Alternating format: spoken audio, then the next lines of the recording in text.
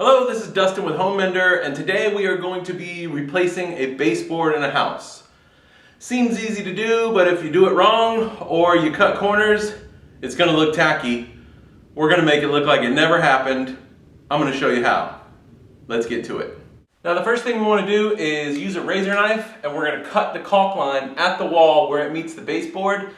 That way when we pull it off, it's not going to damage our wall. We can start at the end and make a nice cut all the way down.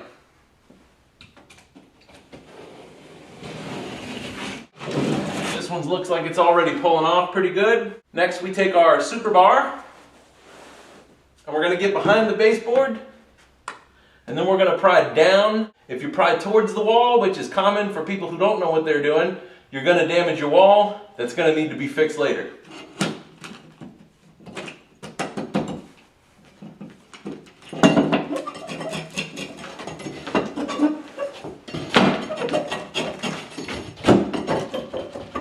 Once you get it freed up from the wall, you can get underneath it with your pry bar and lift it up, just like that. When you get to the corner, make sure you use a little bit of finesse. Careful not to damage the other baseboard.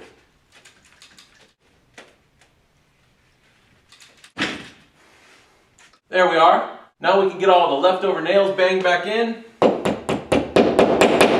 and get ready for our new baseboard. Now you can see mine had some termite damage. Looks like they went to town on this one. If termites are your problem, you can do the knock test on the wall. Make sure nothing in there is wiggling around. This one's already been treated and the baseboard's ready to be replaced. Now we're going to look how we need to cut in our corners. This piece of baseboard here is a straight cut all the way to the wall. That corner is going to need to be coped. Now this corner is already coped, which means the previous installer has taken a coping saw and notched out to fit over the other baseboard. This side here is going to need to be cut straight butt to the wall. Our other side is going to need to be coped. I'm going to show you how. First we're going to measure our full length of our wall. Butt it all the way to the other drywall. See if you can get in behind that baseboard and go past this existing baseboard and measure to the drywall. I've got 118 1/4. So I got my new baseboard here. I've already cut the length at 118 1/4, which is wall to wall, and I straight cut both sides. Now my left side of my baseboard is going to be the straight cut. I showed you how that worked. Now we're going to cope the right hand side. We're going to want to cut this at a 45, so we're going to shave off the front end at a 45-degree angle so we can cope and lay over our other baseboard. Now you can use a miter box saw or a miter saw or a skill saw, which is what I'm going to use.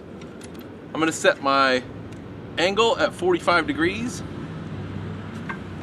I'm going to cut it just like so. To make sure we get a straight cut, I'm going to put a square on it. Use the square as a guide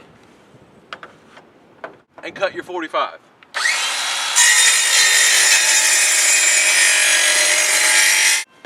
Perfect. Now we're going to use a coping saw and we're going to cut that edge off so it can lay right over our baseboard. Allow me to demonstrate. You're just going to want to follow the shape that's been made by the 45 of the finished side.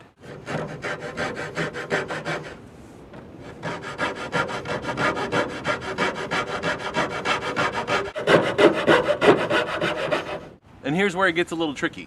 We're going to cut this little funky arch right there.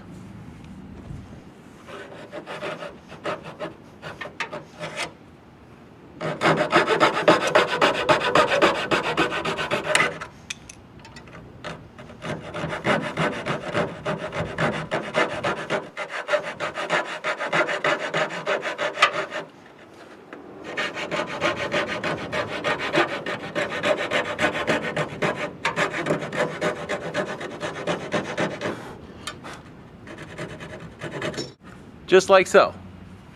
Now we're going to stick our left end in behind this other baseboard, all the way to the wall, and this one should lay right over top of your existing baseboard. Just like so. Bam! Beautiful. Now let's nail it off. If yours doesn't fit up next to the wall, you might need to trim the caulk line. Most of my previous caulk came off, so my baseboard is going to fit right to the wall. Go ahead and nail it off. Got my trusty air nailer. You can use the old caulk line as a guide.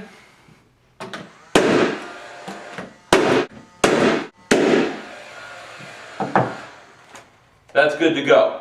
Now I'm going to caulk it in with some painter's caulk, and this thing will be ready to paint. Just do a nice tight bead on top of the baseboard, and then where your new baseboard meets the old ones in the corners.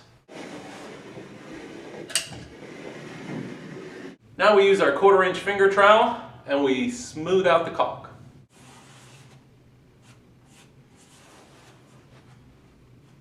Now if your caulking is getting a little messy, you can always wipe it with a wet sponge. Clean it up. And this new baseboard's ready to paint. Now my baseboard was only 10 foot long. They sell the baseboard in 16-foot pieces. So anything less than 16 foot, you should be able to do in one piece. That's the correct way to do it. You don't want an 8-foot wall with 2 4-foot pieces in it. It just looks tacky. Who would want to live in a house like that? So for Home Mender Inc., this is Dustin. I hope you learned something today, and if you did, don't forget to click subscribe. Thanks for watching.